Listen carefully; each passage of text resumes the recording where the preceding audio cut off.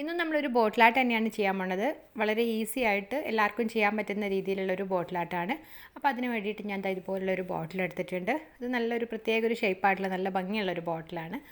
പിന്നെ ഞാൻ ഇവിടെ എടുത്തിട്ടുള്ളത് വൈറ്റ് കളർ ആക്രിലിക് പെയിൻ്റ് ആണ്. എന്നിട്ട് നമ്മളൊരു സ്പോഞ്ച് ഉപയോഗിച്ചിട്ട് ഈ ഒരു ബോട്ടിലേക്ക് കംപ്ലീറ്റ് ആയിട്ടൊന്നിങ്ങനെ ബേസ് കോട്ട് അടിച്ചു കൊടുക്കുകയാണ്. അപ്പോൾ നിങ്ങൾക്ക് ആക്രിലിക് പെയിൻറ്റിന് പകരം ഇനാമൽ പെയിൻറ്റ് വേണമെങ്കിലും യൂസ് ചെയ്യാം കേട്ടോ. ഞാനിവിടെ സ്പോഞ്ച് വെച്ചിട്ടാണ് ഡാബ് ചെയ്ത് കൊടുക്കുന്നത്. അപ്പോൾ നിങ്ങൾക്ക് വേണമെങ്കിൽ ബ്രഷ് വെച്ചിട്ടും കംപ്ലീറ്റ് ആയിട്ട് പെയിൻറ്റ് ചെയ്ത് കൊടുക്കാം.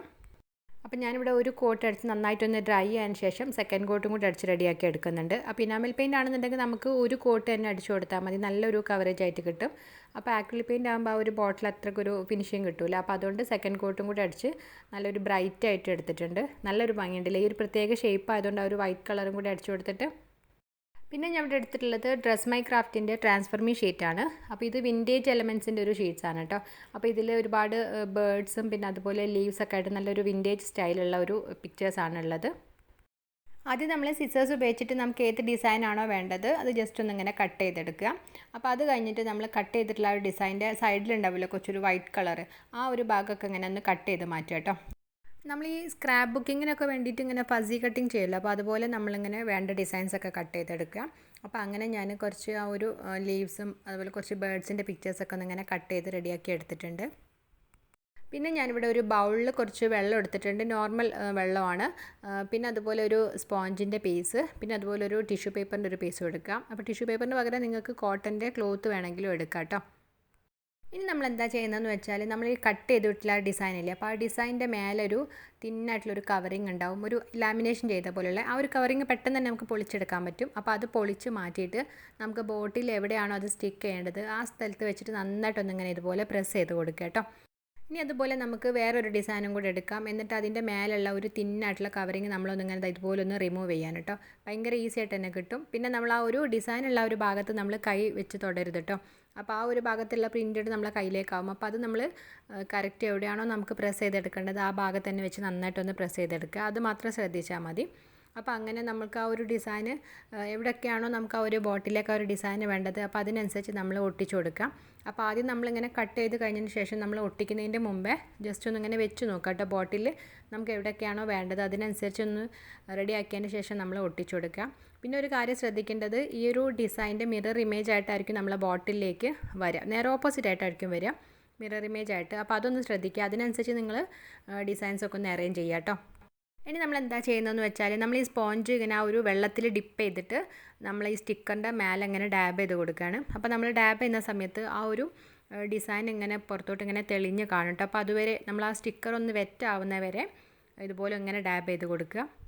അങ്ങനെ നമ്മൾ എല്ലാ പിക്ചറിൻ്റെയും നമ്മൾ ഒട്ടിച്ചിട്ടുള്ള എല്ലാ പിക്ചറിൻ്റെ ബാക്കിൽ ഇതുപോലെ ഡാബ് ചെയ്തിട്ട് റെഡിയാക്കി എടുക്കുക. അപ്പോൾ കുറച്ച് സമയം നനച്ചാൽ മതി, അപ്പോഴത്തേക്ക് തന്നെ ആ ഒരു ഡിസൈൻ ഇങ്ങനെ പെട്ടെന്ന് ഇങ്ങനെ തെളിഞ്ഞ് കാണും. നമ്മൾ ഡാബ് ചെയ്യുന്ന സമയത്ത് ഇങ്ങനെ ഒരുപാട് വെള്ളം വെച്ചിട്ട് ഡാബ് ചെയ്യേണ്ട കേട്ടോ. ആ ഒരു സ്റ്റിക്കർ ഇങ്ങനെ ഒന്ന് ജസ്റ്റ് ഒന്ന് ഇങ്ങനെ വെറ്റായിട്ട് കിട്ടിയാൽ മതി.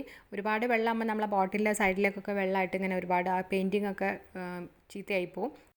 ഇപ്പോൾ നമ്മളെ സ്റ്റിക്കറൊക്കെ നന്നായിട്ട് നനഞ്ഞിട്ടുണ്ട്. ഇനിയിപ്പോൾ ഞാൻ ആ ടിഷ്യൂ പേപ്പർ എടുത്തിട്ട് അധികമുള്ള വെള്ളം ഒന്ന് ജസ്റ്റ് ഒന്നിങ്ങനെ തുടച്ചെടുക്കുകയാണ്. ഇനി നമ്മൾ എന്താ ചെയ്യുന്നതെന്ന് വെച്ചാൽ നമ്മൾ ആ സ്റ്റിക്കറിൻ്റെ മേലുള്ള ഒരു ഇതില്ലേ, അപ്പോൾ അത് ഇതുപോലെ ജസ്റ്റ് ഒന്നിങ്ങനെ സ്ലൈഡ് ചെയ്ത് കൊടുത്താൽ മതി. അപ്പോൾ കറക്റ്റ് നല്ല ഭംഗിയായിട്ട് നമ്മൾ ആ ഒരു സ്റ്റിക്കറിലുള്ള ഡിസൈൻ ആ ഒരു ബോട്ടിലേക്ക് വന്നിട്ടുണ്ട്. അപ്പോൾ അതുപോലെ നമ്മളെല്ലാം ഇതുപോലെ ഒന്നിങ്ങനെ സ്ലൈഡ് ചെയ്ത് കൊടുക്കാൻ കേട്ടോ. ഭയങ്കര ഈസിയാണ് ചെയ്തെടുക്കാൻ, നല്ല പെർഫെക്റ്റായിട്ട് നമുക്ക് കിട്ടുകയും ചെയ്യും. എന്നിട്ട് നമ്മൾ ഉടൻ തന്നെ ചെയ്യേണ്ടത് നമ്മൾ ഡ്രൈ ആയിട്ടുള്ള ഒരു സോഫ്റ്റ് ബ്രഷ് യൂസ് ചെയ്തിട്ട് ആ ഒരു പിക്ചറിൻ്റെ മേലെ ഇതുപോലെ നന്നായിട്ടൊന്നിങ്ങനെ പ്രസ് ചെയ്ത് കൊടുക്കുകയാണ്. അപ്പോൾ അങ്ങനെ ആകുന്ന സമയത്ത് എന്തെങ്കിലും ചുളിവുകളൊക്കെ ഉണ്ടെന്നുണ്ടെങ്കിൽ അതൊന്ന് റിമൂവ് ആയിട്ട് കിട്ടാൻ വേണ്ടിയിട്ടാണ്. അപ്പോൾ ഞാനിവിടെ പറഞ്ഞല്ലോ നേരത്തെ കുറച്ച് അധികം വെള്ളം ഞാൻ ഡാബ് ചെയ്ത് പോയിട്ടുണ്ടായിരുന്നു. അപ്പോൾ അങ്ങനെ ആകുന്ന സമയത്ത് ആ സൈഡിലുള്ള ആക്രിലിക് പെയിൻ്റൊക്കെ ചെറുതായിട്ടൊന്നിങ്ങനെ ഇളകിയിട്ടുണ്ടായിരുന്നു കേട്ടോ. ഒരുപാട് ഡ്രൈ ആകുന്നതിൻ്റെ മുമ്പ് തന്നെ ഞാൻ സ്റ്റിക്കർ ഒട്ടിച്ചിട്ടുണ്ടായിരുന്നത്. അപ്പോൾ ആ ഒരു വൈറ്റ് കളർ ചെറുതായിട്ട് നമ്മൾ ആ ഒരു സ്റ്റിക്കറിലേക്ക് വന്നിട്ടുണ്ട്. അപ്പോൾ അതൊന്ന് ശ്രദ്ധിച്ചാൽ മതി. ഇപ്പോൾ നിങ്ങൾക്ക് ആ ഒരു ബോട്ടിൽ കാണുമ്പോൾ മനസ്സിലാവട്ടെ, അവിടെ ഇങ്ങനെ ചെറുതായിട്ട് ആ ഒരു പെയിൻറ്റ് ഇങ്ങനെ ഇളകി പോയിട്ടുണ്ട്. അപ്പോൾ ഞാനതിങ്ങനെ കാണിക്കാൻ കാരണം നിങ്ങളൊന്ന് പെയിൻറ്റ് ചെയ്യുന്ന സമയത്ത് ശ്രദ്ധിക്കാനായിട്ടാണ്. അപ്പോൾ നമ്മൾ ആക്രിലിക് പെയിൻ്റ് ആണ് ചെയ്യണമെന്നുണ്ടെങ്കിൽ നന്നായിട്ടൊന്ന് ഡ്രൈ ആയതിന് ശേഷം ചെയ്യാം. അല്ലാന്നുണ്ടെങ്കിൽ നമ്മൾ ജെസ്സും ഒക്കെയാണ് ചെയ്യണമെന്നുണ്ടെങ്കിൽ കുഴപ്പമില്ലല്ലോ. ചോക്ക് പെയിൻ്റ് ഒക്കെ ആണെങ്കിൽ അവിടെ നല്ല രീതിയിൽ തന്നെ സ്റ്റിക്കായിട്ട് കിട്ടും. അപ്പോൾ ഇത് ജസ്റ്റ് പെയിൻറ്റ് ചെയ്തിട്ട് ഒരുപാട് ഡ്രൈ ആയിട്ടില്ല തന്നെ. അപ്പോൾ അതിന് മുമ്പ് തന്നെ നമ്മൾ വെള്ളം കൊണ്ട് ഡാബ് ചെയ്തപ്പോൾ ചെറുതായിട്ട് ഇങ്ങനെ അവിടെ ഇളകി പോയിട്ടുള്ളതാണ്. ഇനി അതുപോലെ തന്നെ നമ്മൾ ബോട്ടിലിൻ്റെ ഒരു ബാക്കി സൈഡിലേക്കും ഇതുപോലെ ചെയ്തെടുക്കുക കേട്ടോ. നമ്മൾ നേരത്തെ കട്ട് ചെയ്ത് വെച്ചുള്ള കുറച്ച് ലീവ്സ് ഒക്കെ ഉണ്ടായിരുന്നല്ലോ, അപ്പോൾ അതൊക്കെ ഞാനൊന്നിങ്ങനെ ഒട്ടിച്ചു കൊടുക്കുകയാണ്. അങ്ങനെ ഏകദേശം കുറച്ച് ഡിസൈൻസൊക്കെ ഇങ്ങനെ ഒട്ടിച്ച് കഴിഞ്ഞിട്ടുണ്ട്. ഇനിയിപ്പോൾ ഞാനിതുപോലെ വെള്ളം വെച്ചിട്ട് ഇങ്ങനെ ഡാപ്പ് ചെയ്ത് കൊടുക്കുകയാണ്. അപ്പോൾ ഞാൻ നേരത്തെ ഇങ്ങനെ പെയിൻറ്റ് ഇളകിയോണ്ട് കുറച്ച് വെള്ളം മാത്രമേ യൂസ് ചെയ്തിട്ടുള്ളായിരുന്നു കേട്ടോ.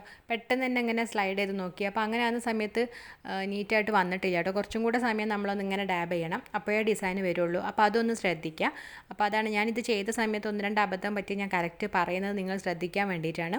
അപ്പോൾ നമ്മൾ ഒരുപാട് നനയ്ക്കുകയും വേണ്ട, പക്ഷേ തീരെ നനവായിട്ടില്ല എന്നുണ്ടെങ്കിൽ ഡിസൈൻ കറക്റ്റായിട്ട് അതിൽ കിട്ടില്ല. അപ്പോൾ അതൊന്ന് ശ്രദ്ധിച്ചാൽ മതി.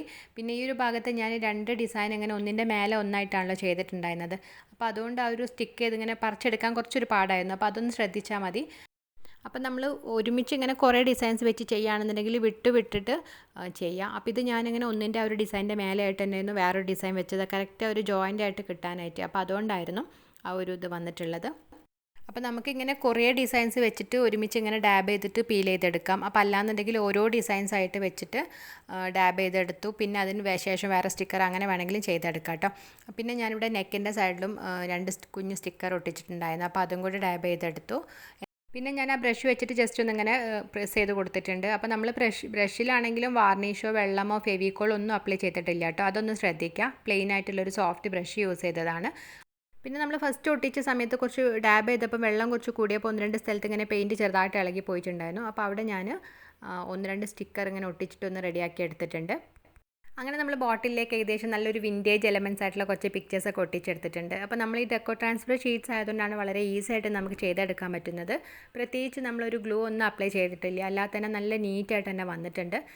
ഈ ഒരു ഡെക്കോ ട്രാൻസ്ഫർ ഷീറ്റ്സിൻ്റെ ഒരുപാട് കളക്ഷൻസ്, നല്ല വെറൈറ്റി ആയിട്ടുള്ള കളക്ഷൻസൊക്കെ നമ്മൾ ഡ്രസ് മൈ ക്രാഫ്റ്റിൻ്റെ ഒരു സൈറ്റിലുണ്ട്. അപ്പോൾ നിങ്ങൾ ആ സൈറ്റ് കയറി നോക്കിയാൽ മതിട്ടോ. അപ്പോൾ ഞാൻ അതിൻ്റെ ലിങ്ക് ഞാൻ ഡിസ്ക്രിപ്ഷൻ ബോക്സിൽ കൊടുക്കാം. അപ്പോൾ ഇപ്പം ഈ ഒരു ഷീറ്റ്സിനൊക്കെ വന്നിട്ടുള്ളത് 99 റുപ്പീസാണ്. 125ൻ്റെത് ഇപ്പോൾ 99 റുപ്പീസിനാണ് കിട്ടുന്നത്. പിന്നെ അതിൻ്റെ കൂടെ നിങ്ങൾക്ക് എക്സ്ട്രാ ഒരു 15% ഡിസ്കൗണ്ട് കിട്ടും. ഈ ഒരു PCraft15 എന്ന് പറഞ്ഞ ഒരു കോഡ് യൂസ് ചെയ്താൽ. പിന്നെ ഈ ബോട്ടിൽ ഞാനിനി പ്രത്യേകിച്ച് ഡെക്കറേഷൻസ് ഒന്നും ചെയ്ത് കൊടുക്കുന്നില്ല. ആ ഒരു നെക്കിൻ്റെ സൈഡിൽ ഞാൻ ജൂട്ട് ത്രെഡ് വെച്ചിട്ട് ഫുള്ളായിട്ടൊന്നും ഇങ്ങനെ റോൾ ചെയ്ത് കൊടുക്കുന്നുണ്ട്. അപ്പോൾ അതിന് വേണ്ടിയിട്ട് ഫെവിക്കോൾ അപ്ലൈ ചെയ്തിട്ട് റോൾ ചെയ്ത് സ്റ്റിക്ക് ചെയ്തെടുത്തു കേട്ടോ. ഞാൻ ആദ്യം വിചാരിച്ചിട്ടുണ്ടായിരുന്നത് ആ ബോട്ടിലിൻ്റെ ഒരു താഴെ ഭാഗത്തും കൂടെ കുറച്ച് റോൾ ചെയ്തെടുക്കാമെന്നായിരുന്നു. പക്ഷേ പിന്നെ ഞാൻ അങ്ങനെ ചെയ്തിട്ടില്ല. അവിടെ പ്ലെയിൻ ആയിട്ട് തന്നെയാണ് ഇട്ടിരിക്കുന്നത്. അപ്പോൾ നിങ്ങൾക്ക് വേണമെങ്കിൽ അതിൽ ഈ ഒരു പിക്ചറിലുള്ള ഏതെങ്കിലും ഒരു കളറൊക്കെ വെച്ചിട്ട് ആ ഒരു ബോട്ടിലിൻ്റെ താഴെ ഭാഗത്ത് വേണമെങ്കിൽ ഡാബ് ചെയ്ത് കൊടുക്കുകയൊക്കെ ചെയ്യാം കേട്ടോ. പക്ഷേ എനിക്ക് ഇങ്ങനെ തന്നെ നല്ലൊരു സ്റ്റാൻഡേർഡ് ലുക്കായിട്ട് തോന്നുന്നുണ്ട്. അപ്പോൾ അതുകൊണ്ട് ഞാൻ പ്രത്യേകിച്ചൊന്നും ചെയ്യുന്നില്ല. നമുക്കിങ്ങനെ നല്ലൊരു ഹോം ഡെക്കറായിട്ട് വെക്കാനും പിന്നെ അതുപോലെ ഗിഫ്റ്റൊക്കെ ചെയ്യാൻ പറ്റിയൊരു അടിപൊളി ബോട്ടിലാണ് കേട്ടോ. അപ്പോൾ ഞാനിതിനൊരു ടാഗും കൂടെ ചെയ്തെടുക്കാമെന്ന് വിചാരിച്ചു. അപ്പോൾ അതിന് നമ്മൾ ഈ ഡ്രസ്സിൻ്റെ കൂടെ കിട്ടുന്ന ആ ഒരു ടാഗ് എടുത്തിട്ട് ഞാൻ സൈഡ്സൊക്കെ കട്ട് ചെയ്ത് ഒരു കുഞ്ഞ് ടാഗാക്കി മാറ്റിയിട്ടുണ്ട്. എന്നിട്ട് ഞാനതിൽ CD മാർക്കർ വെച്ചിട്ട് ജസ്റ്റ് ഒന്നിങ്ങനെ പേര് എഴുതി കൊടുക്കുകയാണ്. അപ്പോൾ ഞാനിവിടെ നമ്മൾ ചാനലിൻ്റെ നെയിമാണ് കേട്ടോ എഴുതുന്നത്. ഒരു ടാഗിന് ഓൾറെഡി ഒരു ഹോളൊക്കെ ഉണ്ടായിരുന്നു. അപ്പോൾ അതുകൊണ്ട് ഞാൻ അതിലൂടെ ഒരു ജൂട്ടിൻ്റെ ത്രെഡ് ഇങ്ങനെ ജസ്റ്റ് വെച്ച് കോർത്ത് വെച്ചിട്ടൊന്നിങ്ങനെ കെട്ടി കൊടുക്കുകയാണ്. അപ്പോൾ നിങ്ങളുടെ കയ്യിൽ ഇപ്പോൾ ടാഗൊന്നും ഇല്ല എന്നുണ്ടെങ്കിൽ നിങ്ങൾക്ക് ഈ ബുക്കിൻ്റെ ബാക്ക് കവർ ഉണ്ടാക്കില്ല, അതിൻ്റെയൊക്കെ മേലെ ഇങ്ങനെ ബ്രൗൺ കവറൊക്കെ ഇങ്ങനെ ഒട്ടിച്ചു കൊടുത്തിട്ട് ഇതുപോലെ ജസ്റ്റ് ഒരു ഹോൾ ഉണ്ടാക്കിയിട്ടൊക്കെ വേണമെങ്കിൽ ടാഗ് ഉണ്ടാക്കി കൊടുക്കാം. അപ്പോൾ അങ്ങനെ നമ്മൾ ബോട്ടിലിൽ ഇങ്ങനെ വെച്ച് കൊടുക്കുമ്പോൾ നല്ലൊരു സ്റ്റാൻഡേർഡ് ലുക്കും കിട്ടും, നല്ല അടിപൊളിയായിട്ട് തന്നെ കിട്ടും. അപ്പോൾ അങ്ങനെയും കൂടി ചെയ്ത് കൊടുത്തിട്ട് നല്ലൊരു ഗിഫ്റ്റൊക്കെ ചെയ്യുന്ന നല്ലൊരു ബോട്ടിലാക്കി എടുത്തിട്ടുണ്ട് കേട്ടോ. അങ്ങനെ നമ്മൾ നല്ല അടിപൊളിയായിട്ട് നല്ല സ്റ്റാൻഡേർഡ് ലുക്കുള്ളൊരു അടിപൊളി ഒരു ബോട്ടിൽ ഇവിടെ ചെയ്തെടുത്തിട്ടുണ്ട്. ഇനിയിപ്പോൾ നമുക്കിത് കംപ്ലീറ്റ് ആയിട്ടൊന്നും ഇങ്ങനെ വാർണിഷും കൂടെ അപ്ലൈ ചെയ്ത് കൊടുക്കണം. അപ്പോൾ ഞാനിവിടെ പിക്ചർ വാർണിഷാണ് കേട്ടോ യൂസ് ചെയ്യുന്നത്. അപ്പോൾ നമ്മൾ വുഡ് വാർണിഷ് ആകുന്ന സമയത്ത് ഒരു വൈറ്റ് കളർ പെയിൻറ്റൊക്കെ ചെറുതായിട്ട് ഇങ്ങനെ യെല്ലോയിഷ് കളറാവും. അപ്പോൾ അതുകൊണ്ട് പിക്ചർ വാർണിഷാണ് നമ്മൾ വൈറ്റ് കളർ ബോട്ടിലിനൊക്കെ നല്ലത്. ഈ ഒരു വാർണിഷ് നമ്മൾ ആ ഒരു പിക്ചറിൻ്റെ മേലെയും പിന്നെ അതുപോലെ ബോട്ടിലിൻ്റെ മേലെയൊക്കെ ഫുള്ളായിട്ട് അപ്ലൈ ചെയ്ത് കൊടുക്കണം കേട്ടോ. അപ്പോൾ അങ്ങനെ ആകുന്ന സമയത്ത് ആ ഒരു ബോട്ടിലേക്ക് പിന്നീട് വെള്ളമൊന്നും വന്നു കഴിഞ്ഞാലും ആ ഒരു പെയിൻറ്റൊന്നും ഇളകി പോകുന്നില്ല. അങ്ങനെ നമ്മൾ ബോട്ടിൽ ഇപ്പോൾ 2 കോട്ട് വാർണിഷൊക്കെ അപ്ലൈ ചെയ്ത് നന്നായിട്ടൊന്ന് ഡ്രൈ ആയിട്ടുണ്ട്. നല്ല അടിപൊളിയായിട്ട് തന്നെ വന്നിട്ടുണ്ട്. പേഴ്സണലി എനിക്ക് ഭയങ്കര ഇഷ്ടമായിട്ടോ. ഒരു പ്രത്യേക ഒരു ലുക്കാണ് വന്നിട്ടുള്ളത്. നമ്മൾ സാധാരണ ഭയങ്കര കളർഫുള്ളായിട്ടൊക്കെ ചെയ്യുന്നതിനേക്കാളും നല്ലൊരു ലുക്കാണ് വന്നിട്ടുള്ളത്. ഇപ്പോൾ നിങ്ങൾക്ക് ഈ ഒരു ബോട്ടിൽ ഇങ്ങനെ അടുത്തുനിന്ന് കാണുന്ന സമയത്ത് നിങ്ങൾക്ക് മനസ്സിലാവും ഇത് ഒട്ടിച്ചതാണെന്നും തോന്നിയില്ല, ഒരു സ്റ്റിക്കർ ഒട്ടിച്ചൊന്നും തോന്നില്ല കേട്ടോ. കാരണം അത്രയും നല്ല നീറ്റായിട്ട് നമ്മൾ ആ ഒരു ഡിസൈൻ ബോട്ടിലേക്ക് തന്നെ വന്നിട്ടുണ്ട്. അപ്പോൾ നമ്മളൊരു ഗ്ലൂ വരെ യൂസ് ചെയ്യാതെ വളരെ ഈസി ആയിട്ട് എല്ലാവർക്കും ചെയ്യാൻ പറ്റുന്ന ഒരു ബോട്ടിലായിട്ടാണ്. അപ്പോൾ നമുക്ക് ആ ഒരു ഷീറ്റ്സ് വാങ്ങിക്കണമെന്നേ ഉള്ളൂ, എന്നാലും നല്ല പെർഫെക്റ്റ് ആയിട്ട് നമ്മൾ എപ്പോഴും സാധാരണ ചെയ്യുന്നതിന് കുറച്ച് ഡിഫറെൻ്റ് ആയിട്ടൊരു ബോട്ടിലൊക്കെ ചെയ്യണമെന്ന് ആഗ്രഹം ഉണ്ടെങ്കിൽ നിങ്ങൾ ഇതുപോലെ ട്രാൻസ്ഫർമേഷൻ ഷീറ്റ്സൊക്കെ ഒന്ന് വാങ്ങിച്ചിട്ടൊന്ന് ട്രൈ ചെയ്ത് നോക്കുക. ഈ ഒരു വൈറ്റ് കളറും പിന്നെ അതിൻ്റെ കൂടെ ഒരു ബ്രൗണും പിന്നെ നമ്മൾ ആ ഒരു ജൂട്ടിൻ്റെ ത്രെഡും ടാഗൊക്കെ ചെയ്ത് കൊടുത്തപ്പോൾ നല്ലൊരു ബോട്ടിൽ തന്നെയായി വന്നിട്ടുണ്ട്. അപ്പോൾ നിങ്ങൾക്ക് ആർക്കെങ്കിലും ഈ വൈറ്റ് കളർ ഇഷ്ടമായിട്ടില്ല എന്നുണ്ടെങ്കിൽ ഇതിൽ വേറെ ഏത് കളറായിരിക്കും മാച്ച് ആവാന്നുള്ളതൊക്കെ ഒന്ന് അഭിപ്രായങ്ങളൊക്കെ ഒന്ന് കമൻറ്റ് ചെയ്യണം കേട്ടോ. ഈ ഒരു ബോട്ടിൽ ഞാൻ കഴിഞ്ഞ ദിവസം അപ്ലോഡ് ചെയ്തിട്ടുണ്ടായിരുന്നു. റിവേഴ്സ് ബോട്ടിലാട്ട്, വളരെ ഈസി ആയിട്ട് കുട്ടികൾക്ക് വരെ ചെയ്യാൻ പറ്റുന്ന അത്ര ഈസി ആയിട്ടൊരു ബോട്ടിലാട്ടാണ്. ഒരു പ്രത്യേക ടെക്നിക്ക് വഴിയാണ് അത് ആ ഒരു ബാക്കിൽ നിന്നുള്ള ഒരു വ്യൂ ഒക്കെ ആയിട്ട് വരുന്നത്. അപ്പോൾ ആ ഒരു ബോട്ടിൽ ഒരുപാട് പേരൊന്നും കണ്ടിട്ടില്ല, കാണാത്തവരൊന്നും കണ്ടു നോക്കണേ. വളരെ ഈസി ആയിട്ട് നല്ല ഭംഗിയുള്ള ഒരു ബോട്ടിൽ തന്നെയാണ്. അപ്പോൾ അതിൻ്റെ ലിങ്ക് വേണമെങ്കിൽ ഞാൻ കമൻറ്റിലൊന്ന് പിൻ ചെയ്തിടാം കേട്ടോ. അപ്പോൾ ഇവിടെ വന്നിട്ടുള്ളവർ ആരെങ്കിലും നമ്മളെ ചാനൽ സബ്സ്ക്രൈബ് ചെയ്യാത്തവരുണ്ടെങ്കിൽ പ്ലീസ് ഒന്ന് സബ്സ്ക്രൈബ് ചെയ്തിട്ട് സപ്പോർട്ട് ചെയ്യുകയും ചെയ്യണേ.